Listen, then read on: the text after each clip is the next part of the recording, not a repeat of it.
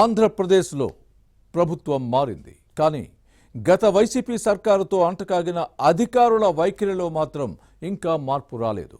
ఇప్పటికీ టీడీపీ కేడర్ను బెదిరిస్తూ దొడ్డిదారున వైసీపీకి సహకరిస్తూనే ఉన్నారు. కర్నూలులో ఫ్యాన్ పార్టీ అక్రమంగా నిర్మిస్తున్న ఆఫీస్ విషయంలో అధికారులు వ్యవహరిస్తున్న తీరే ఇందుకు నిదర్శనం. నిబంధనలకు విరుద్ధంగా చేపట్టిన అక్రమ సౌధం పూర్తయ్యేలా మున్సిపల్ అధికారులు సహకరిస్తున్నారా? చర్యలు తీసుకోకుండా అడ్డుపడుతున్నారా?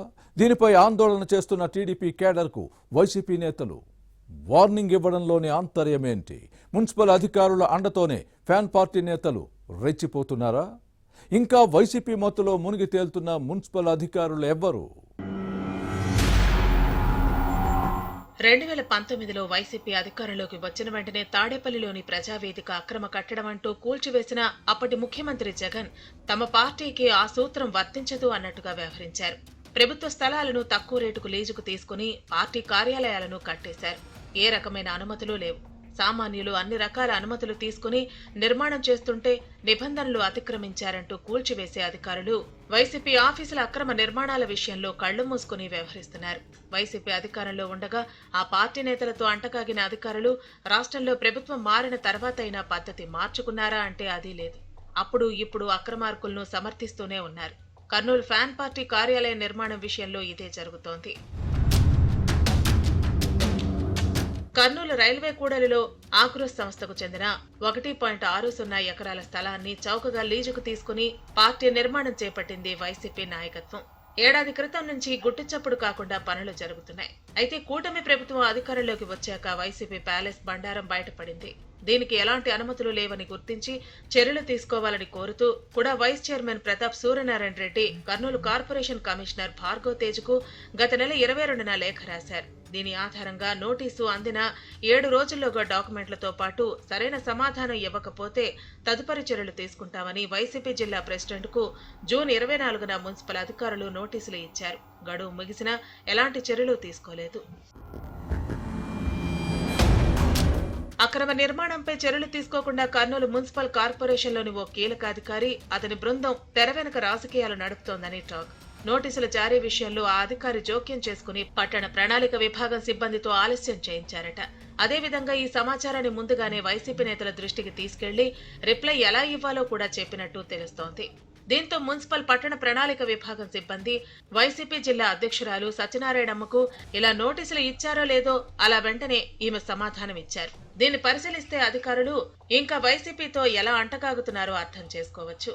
రిప్లైతో పాటు డాక్యుమెంట్లు ఇవ్వలేదు. గడువు ముగిసింది, అయినా ఎలాంటి చర్యలు తీసుకోలేదు. దీంతో ఈ మొత్తం వ్యవహారం వెనక సదరు అధికారి చక్రం తిప్పుతున్నారని వైసీపీలోనే టాక్. కోట్లు విలువ చేసే ఏపీ ఆక్రోస్ భూమిని వైసీపీ 33 ఏళ్లు లీజుకు తీసుకుంది. సంస్థ చైర్మన్ నవీన్ నిశ్చల్ నిబంధనలకు విరుద్ధంగా స్థలాన్ని ఇచ్చారు. లీజును రద్దు చేసి తిరిగి అప్పగించాలని కోరుతూ ఆగ్రో ఎంప్లాయీస్ యూనియన్ అధ్యక్షుడు బివి వెంకటరెడ్డి సంస్థ మేనేజింగ్ డైరెక్టర్కు లేఖ రాశారు. ఎరువులు, విత్తనాలు, పురుగు మందులు, వ్యవసాయ ఉపకరణ పంపిణీ వంటి కార్యకలాపాలకు ఈ స్థలాన్ని వినియోగించాలి. కానీ ఇందుకు విరుద్ధంగా రాజకీయ పార్టీ ఆఫీసుకు లీజుకివ్వటం సరికాదని లేఖలో ప్రస్తావించారు.